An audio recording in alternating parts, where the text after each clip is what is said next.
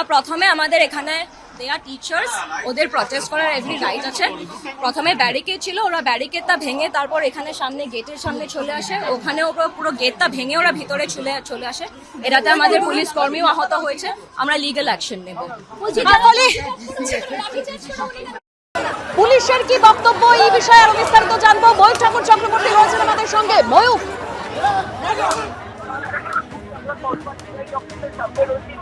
আমরা দেখাবো যে একদিকে যারা রয়েছেন, যারা চাকরির প্রার্থী, তারা এসেছেন, যাদের চাকরি চলে গেছে, এবং আমরা এই মুহূর্তে সরাসরি কসবা ডিআই অফিসের সামনে রয়েছি। একদিকে যেমন চাকরি প্রার্থীরা রয়েছেন এবং অন্যদিকে পুলিশের যারা সিনিয়র অফিসার তাদের সঙ্গে এখানে দেখতে পাওয়া যাচ্ছে।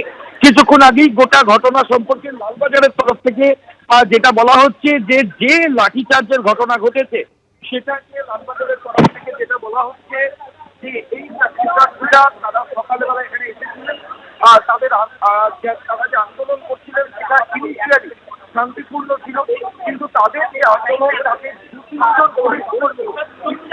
বলে লালবাজারের তরফ থেকে দাবি, এবং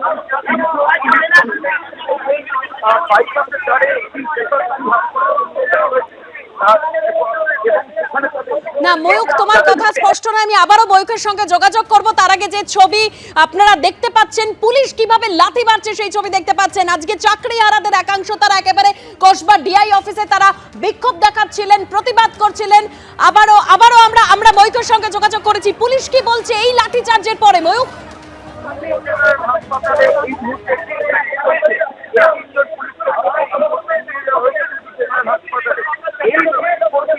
মারধরের ঘটনা করি, কিন্তু এই রিটালিয়েশন এবং পুলিশের তরফ থেকে লাঠিচার্জের, আবার বলছি এটা লালবাজারের দাবি। এই যে বেধড়ক লাঠিচার্জের যে ছবি, যে অমানবিক ছবি যেটা ধরা পড়েছে এই কসবা ডিআই অফিসের সামনে, যার পরে এই মুহূর্তে চাকরি প্রার্থীরা ডিআই অফিসের মধ্যে বিভিন্ন জায়গায় বসে পড়েছেন, তারা স্লোগান দিচ্ছেন এবং বেধড়ক লাঠিচার্জের ছবি ধরা পড়ে এই ডিআই অফিসের ভেতরে। পুলিশ আধিকারিকরা দাবি করেছেন ডিসপাস করার জন্য, ছত্রভঙ্গ করার জন্য পুলিশ এই লাঠিচার্জ করেছে, এবং লাঠিচার্জের আগে পুলিশ কর্মীরা ইনজিওর্ড হয়েছেন এবং 3 জন পুলিশ কর্মী।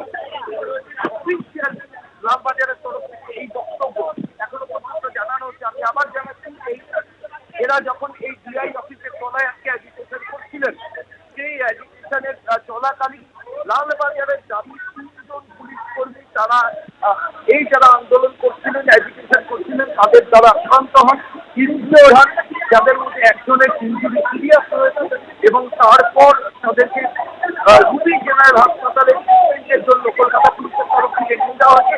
যেহেতু আক্রমণের ঘটনা পুলিশের ওপর ঘটেছে, ঠিক সেই কারণে পুলিশ আধিকারিকরা পাল্টা লাঠিচার্জ করেছেন ডিসপাস করার জন্য, ছত্রভঙ্গ করার জন্য। এটাই কিন্তু লালবাজারের তরফ থেকে সিনিয়র আইপিএস অফিসাররা অফিসিয়ালি বলছেন। এই মুহূর্তে ঘটনাস্থলের ছবি দেখাচ্ছি। একদিকে চাকরি প্রার্থীরা যারা এসেছেন তারা কিন্তু বসে পড়েছেন, এবং অন্যদিকে ক্রমাগত স্লোগান সাউন্ডিং কসবা ডিআই অফিসের সামনে, আর অন্যদিকে পুলিশ কর্মীরা এই যে ডিআই অফিসটা নিতে রয়েছে এবং সেখানে তারা তাদের যারা সিনিয়র অফিসার তাদের যে বক্তব্য সেগুলো সারা শুনছেন। সব মিলিয়ে উত্তেজনার পরিস্থিতি কিন্তু এখনো রয়েছে। একেবারে ময়ূক, অর্থাৎ পুলিশের তরফে দাবি করা হচ্ছে যে ছত্রভঙ্গ করার জন্যই এই পরিস্থিতি।